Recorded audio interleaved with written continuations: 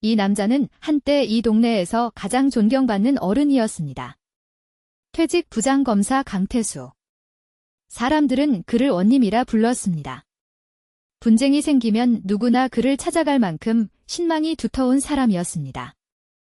지금 이 원님이 며느리의 옷가지를 대문 밖으로 내던지고 있습니다.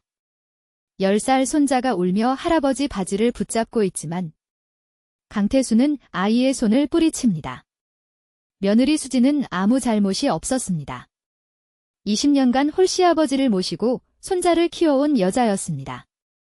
원님의 눈에는 오직 복수밖에 보이지 않았습니다. 그 복수가 무고한 사람까지 삼키고 있다는 것을 아무도 막을 수 없었습니다. 서울 외곽의 넓은 한옥입니다. 대문에 퇴색된 강자 문패가 걸려 있습니다. 이 집의 주인 강태수는 매일 새벽 5시에 눈을 뜹니다. 마당의 낙엽을 한 잎도 남기지 않고 쓸어낸 뒤 대청마루에 정좌합니다. 무릎 위에 펼쳐진 것은 40년간 곁에 둔 형법전입니다. 표지가 달아 속이 보일 지경이지만 강태수는 매일 같은 페이지를 펼칩니다. 검사가 법정에 서듯 이 남자는 매일 아침 자기 집의 질서를 점검합니다. 6시가 되면 부엌에서 소리가 납니다. 칼이 도마를 두드리는 소리. 냄비 뚜껑이 덜컹거리는 소리. 며느리 수진이 아침 준비를 시작한 것입니다. 된장찌개의 구수한 냄새가 대청마루까지 올라오고 고등어를 굽는 짭조름한 연기가 부엌문 틈으로 새어나옵니다. 수진이 상을 들고 조심스럽게 들어옵니다. 나물 3가지가 가지런히 놓여 있고 밥그릇과 국그릇 위치까지 정확히 맞추었습니다. 강태수는 상을 내려다봅니다. 젓가락을 집어들었다가 탁 소리를 내며 내려놓습니다. 생선이 식었어. 3마디에 수진의 손끝이 미세하게 떨립니다. 새벽 4시 반부터 부엌에 서 있었습니다. 그러나 이 집에서 반박은 허용되지 않습니다. 수진은 고개를 숙인 채 상을 다시 들고 나갑니다. 22해를 이 집에서 살았지만 시아버지 앞에서 목소리를 높여본 적이 단 한 번도 없습니다. 강태수가 검찰에서 피의자를 신문하듯 가족을 다스린다는 사실을 이 대문 밖 사람들은 알지 못합니다. 동네에서는 원님이고 마을의 어른이며 존경받는 법조인입니다. 그러나 이 대문 안에서 그는 누구도 거역할 수 없는 재판관입니다. 이런 가족의 숨겨진 이야기를 더 많이 전하고 싶습니다. 구독과 좋아요가 큰 힘이 됩니다. 거실 정면 벽에 영정사진이 걸려 있습니다. 28배 교통사고로 세상을 떠난 외아들 강현우입니다. 강태수는 매일 아침 그 사진 앞에 깨끗한 물 한 잔을 올리고 허리를 숙입니다. 20년이 흘렀지만 사진 속 아들은 변함없이 웃고 있습니다. 그 웃음을 마주할 때마다 강태수의 턱이 돌처럼 굳고 무릎 위에 주먹이 떨립니다. 부엌에서 기름 튀는 소리가 다시 들립니다. 수진이 고등어를 새로 굽고 있습니다. 튀어오른 기름방울이 손등에 붉은 점을 남깁니다. 10살 손자 민준이가 엄마 치맛자락을 잡고 소곤거립니다. 엄마. 할아버지는 왜 맨날 화나 있어? 할아버지는 화가 난 게 아니야. 아픈 거야. 수진은 그렇게 대답하면서도 시선이 시아버지의 서재 쪽을 향합니다. 서재 책상 서랍 안에는 한쪽 태가 부러진 낡은 안경이 있습니다. 아들 현우의 것입니다. 20년째 같은 자리에 놓인 그 안경을 강태수는 가끔 꺼내어 만집니다. 안경테에 변색된 갈색 자국이 있습니다. 그것이 무엇인지 이 집에서 아는 사람은 수진뿐입니다. 오후가 되면 강태수는 서재 문을 닫습니다. 열쇠 잠그는 소리가 복도에 울립니다. 책상 위에 펼쳐진 서류에는 한 남자의 이름이 붉은 펜으로 밑줄 쳐져 있습니다. 박성호. 20년 전 교통사고의 상대 운전자입니다. 형법전 위에 올린 강태수의 손가락 끝이 하얗게 질려 있습니다. 그 얼굴에 떠오르는 것은 원님의 자비가 아닙니다. 복수는 아직 끝나지 않았습니다. 20년 전 12월의 밤이었습니다. 빗줄기가 창문을 두드리고 바람이 처마 밑을 울리던 밤입니다. 그때 강태수는 50대 초반의 현직 부장검사였습니다. 서재에서 다음날 공판 준비를 하고 있었습니다. 형법전 옆에 증거 서류를 쌓아두고 안경 너머로 숫자를 짚어가던 중이었습니다. 전화벨이 울렸습니다. 강 검사님. 아드님이 교통사고를 당하셨습니다. 지금 중앙병원 응급실에 계십니다. 수화기를 내려놓는 강태수의 손에서 형법전이 바닥에 떨어졌습니다. 빗속을 뚫고 병원까지 달렸습니다. 구두가 무릉덩이를 밟고 양복 어깨가 흠뻑 젖었습니다. 응급실 문을 열었을 때 피 냄새가 코를 찔렀습니다. 간호사가 비닐봉지 하나를 건넸습니다. 안에는 한쪽 태가 부러진 안경이 들어 있었습니다. 아들 현우가 매일 쓰던 안경이었습니다. 렌즈에 금이 가고 태에 갈색 핏자국이 묻어 있었습니다. 의사가 고개를 저었습니다. 최선을 다했습니다. 죄송합니다. 강태수는 그 자리에 주저앉았습니다. 검사로서 수백 건의 사건을 처리했지만 그 어떤 판결보다 무거운 순간이었습니다. 차가운 병원 바닥이 무릎을 파고들었습니다. 손에 쥔 부러진 안경이 손바닥을 눌렀습니다. 며느리 수진이 뒤늦게 도착했습니다. 갓돌이 지난 민준이를 품에 안고 있었습니다. 수진이 영안실 앞에서 무너졌습니다. 아기가 엄마의 울음소리에 함께 울기 시작했습니다. 강태수는 울지 않았습니다. 대신 간호사에게 물었습니다. 상대 운전자가 누굽니까? 박성호라는 분입니다. 경상으로 입원해 계십니다. 강태수의 눈이 달라졌습니다. 슬픔이 아니라 무언가 날카롭고 차가운 것이 그 안에서 번쩍였습니다. 비에 젖은 양복 주머니에서 수첩을 꺼냈습니다. 떨리는 손으로 이름 석자를 적었습니다. 박성호. 그 순간 강태수의 안에서 검사가 죽고 복수자가 태어났습니다. 수진은 남편의 유품을 정리하다가 차 안에서 무언가를 발견했습니다. 그것을 본 수진의 얼굴이 하얗게 질렸습니다. 그러나 수진은 아무에게도 말하지 않았습니다. 시아버지가 무너질까 두려웠습니다. 그날 이후로 수진은 입을 닫았습니다. 그 침묵이 20년을 이어올 줄은 그때의 수진은 알지 못했습니다. 강태수는 아들의 부러진 안경을 서재 서랍에 넣었습니다. 그리고 형법전을 다시 집어들었습니다. 이번에는 공판 준비가 아니었습니다. 복수를 위한 법조항을 찾기 시작했습니다. 강태수의 복수는 조용히 시작되었습니다. 법을 아는 사람의 복수는 주먹이 아니라 서류로 이루어집니다. 퇴직 후에도 강태수에게는 법조계 인맥이 남아 있었습니다. 후배 검사들, 판사들, 변호사들, 원님이 부르면 달려오는 사람들이었습니다. 강태수는 서재에 앉아 전화를 걸었습니다. 성호 건설 말이야? 세무조사 좀 넣어줄 수 있겠나? 전화기 너머로 잠깐의 침묵이 흘렀습니다. 선배님이 부탁하시면야. 그것이 시작이었습니다. 박성호는 작은 건설회사를 운영하고 있었습니다. 강태수가 손을 쓰자 세무조사가 들어왔습니다. 하자 보수 민원이 쏟아졌습니다. 수주하던 관급 공사가 하나둘 끊겼습니다. 박성호는 영문도 모른 채 무너져갔습니다. 사무실에서 짐을 싸는 날, 박성호의 아내가 말했습니다. 당신 뭘 잘못한 거야? 왜 이렇게 되는 건데? 나도 모르겠어? 진짜 모르겠어. 박성호의 목소리가 갈라졌습니다. 회사가 부도났습니다. 집이 경매에 넘어갔습니다. 아내가 이혼 서류를 내밀었습니다. 더 이상은 못 버티겠어? 딸이라도 살려야 하잖아. 박성호는 서류에 도장을 찍으며 손이 떨렸습니다.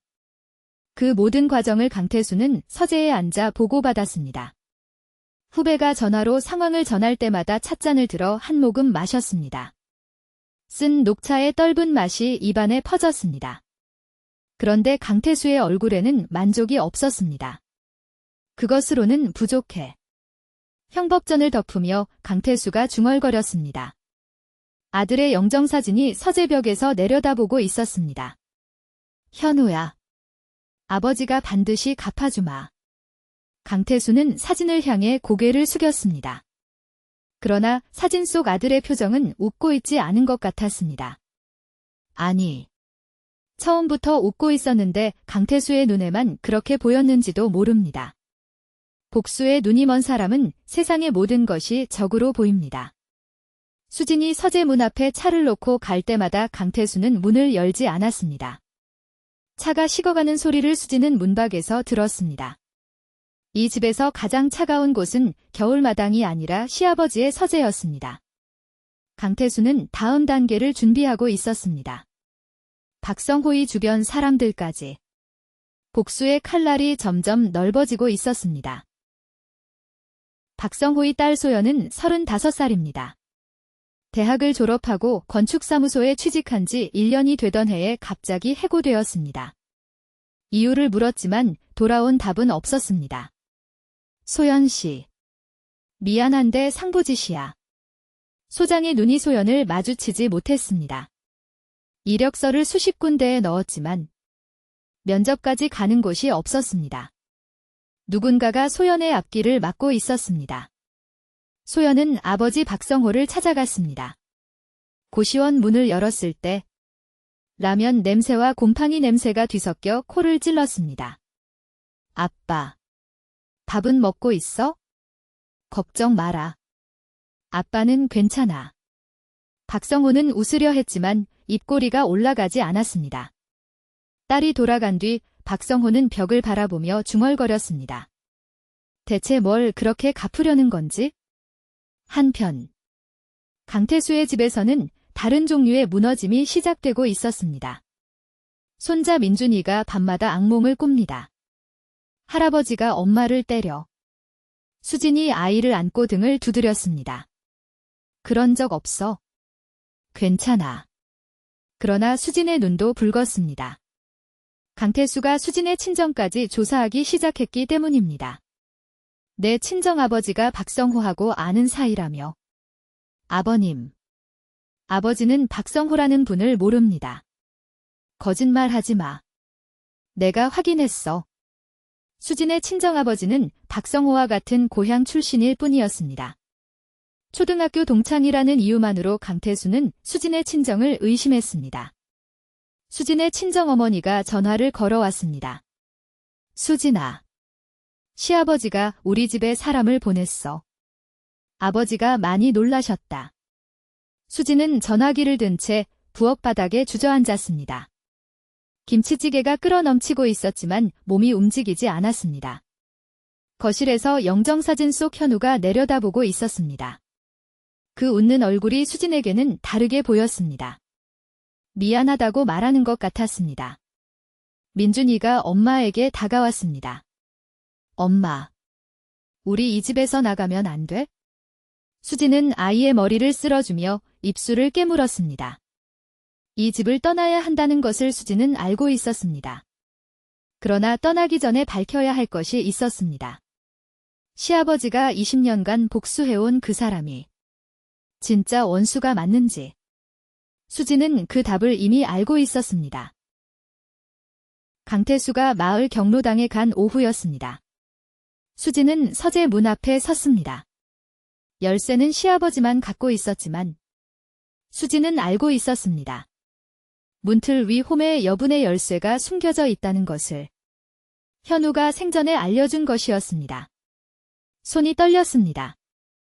열쇠를 돌리자 서재 문이 열렸습니다. 묵은 종이 냄새와 먼지 냄새가 코를 감쌌습니다. 책상 위에는 박성호에 관한 서류가 쌓여 있었습니다. 신용정보, 가족관계 증명서, 사업자 등록증 사본까지. 수진은 그것들을 넘기다가 책상 서랍을 열었습니다. 부러진 안경이 먼저 눈에 들어왔습니다. 현우의 안경. 수진은 안경을 들어 올렸습니다. 안경 아래에 낡은 봉투가 있었습니다. 20년 전 교통사고 수사기록 사본이었습니다. 수진의 눈이 빠르게 움직였습니다. 사고 현장 약도, 목격자 진술서, 혈중 알코올 농도 검사 결과. 수지는 하나씩 읽어나갔습니다. 손가락 끝이 차가워졌습니다. 목격자 진술서에는 이렇게 적혀 있었습니다. 사고 차량 2대 중 중앙선을 넘은 쪽은 강현우의 차량이었습니다. 수진의 손이 멈추었습니다. 다음 장을 넘겼습니다. 혈중 알코올 농도 검사지가 있었습니다. 그런데 이상했습니다. 검사지 2장이 있었습니다. 하나는 강현우의 혈중 알코올 농도가 0.1로 표시된 것이고, 다른 하나는 같은 날짜인데 수치가 비어 있었습니다. 누군가가 결과를 바뀌치기 한 흔적이었습니다. 수지는 입안이 바짝 말랐습니다. 20년 전 남편의 차에서 발견한 것이 떠올랐습니다. 조수석 아래 굴러다니던 빈 소주병 2개. 그때 수지는 그것을 혼자 치웠습니다. 시아버지에게 말할 수 없었습니다. 아들이 음주운전을 했다는 사실을 부장검사인 아버지가 알면 무너질 것이라 생각했습니다. 그런데 이 서류들을 보니 강태수는 이미 알고 있었던 것입니다. 알고 있으면서도 수사 기록을 조작했습니다. 아들의 과실을 박성호에게 뒤집어 씌웠습니다. 부장검사의 권력으로. 수지는 서류를 내려놓고 안경을 다시 바라보았습니다. 부러진 테, 금간 렌즈. 이것은 사고의 증거가 아니라 거짓의 증거였습니다. 수진의 눈에서 눈물이 흘렀습니다. 20년간의 침묵이 입술 사이로 새어나왔습니다. 현우 씨, 나는 당신의 비밀을 지켰는데 아버님은 남의 인생을 지웠구나. 서재 시계가 째깍거렸습니다. 강태수가 돌아오기 전에 모든 것을 제자리에 놓아야 했습니다. 20년 전 그 밤으로 돌아갑니다. 빗길 위에 2대의 차가 있었습니다. 한 대는 강현우의 승용차. 한 대는 박성호의 트럭이었습니다. 비가 쏟아지고 있었습니다. 와이퍼가 미처 따라가지 못할 정도로. 박성호는 집으로 돌아가는 길이었습니다. 딸 소연의 돌잔치 준비물을 트럭에 싣고 조심조심 운전하고 있었습니다. 그때 맞은편에서 차 한 대가 중앙선을 넘어 돌진해 왔습니다. 박성호는 핸들을 꺾었습니다. 타이어가 젖은 아스팔트 위에서 비명을 질렀습니다. 그러나 피할 수 없었습니다. 충돌. 유리 깨지는 소리와 금속이 찢어지는 소리가 빗속에 묻혔습니다. 강현우의 차에서 알코올 냄새가 났습니다. 조수석에 빈 소주병이 굴러다니고 있었습니다. 현장에 도착한 경찰은 그것을 보았습니다. 그러나 신고를 받고 달려온 사람이 있었습니다. 부장검사 강태수. 강태수는 현장을 보자마자 상황을 파악했습니다. 아들이 음주운전을 한 것입니다. 강태수의 머릿속에서 2가지가 충돌했습니다. 아버지로서의 슬픔과 검사로서의 판단. 판단이 이겼습니다. 이 사고 기록. 내가 직접 확인하겠네. 후배 경찰이 고개를 숙였습니다. 네. 검사님. 그날 밤. 수사 기록이 바뀌었습니다. 중앙선을 넘은 차량이 강현우에서 박성호로. 혈중 알코올 농도 검사지가 교체되었습니다. 죽은 사람은 말이 없고 살아남은 사람은 의식을 잃었으니 반박할 자가 없었습니다. 이것이 진실이었습니다. 지금 강태수의 거실입니다. 수진이 시아버지 앞에 서류 봉투를 내려놓았습니다. 강태수의 얼굴이 굳었습니다.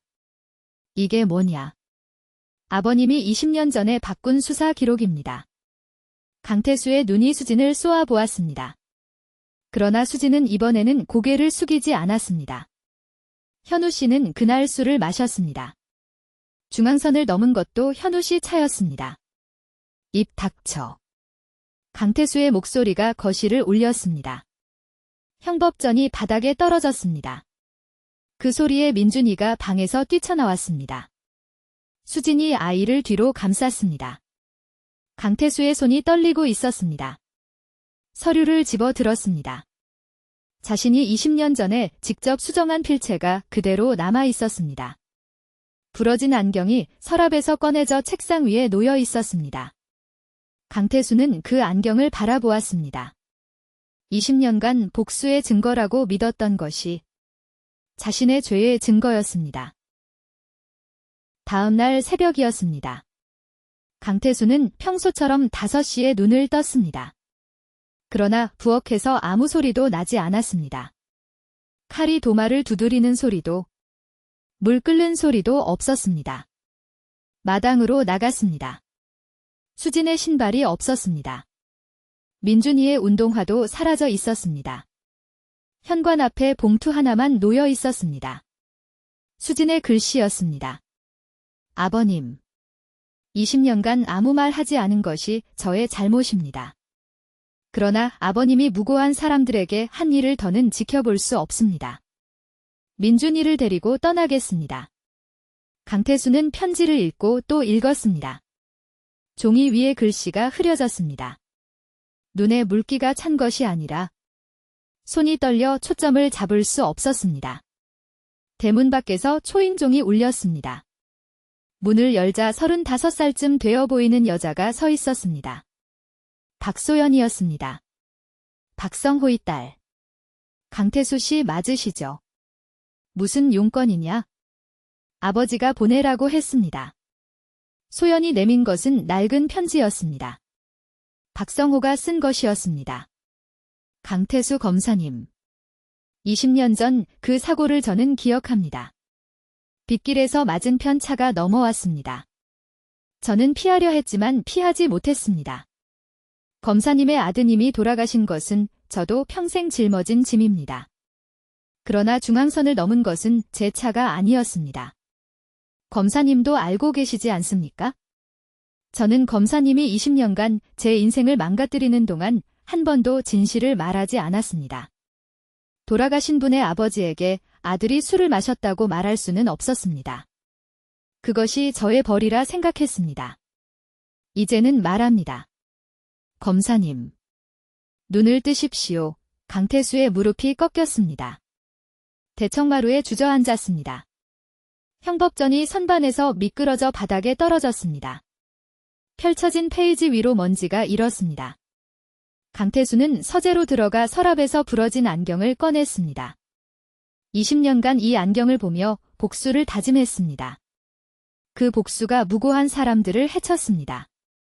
박성호의 사업을, 가정을, 딸의 미래를 부수었습니다.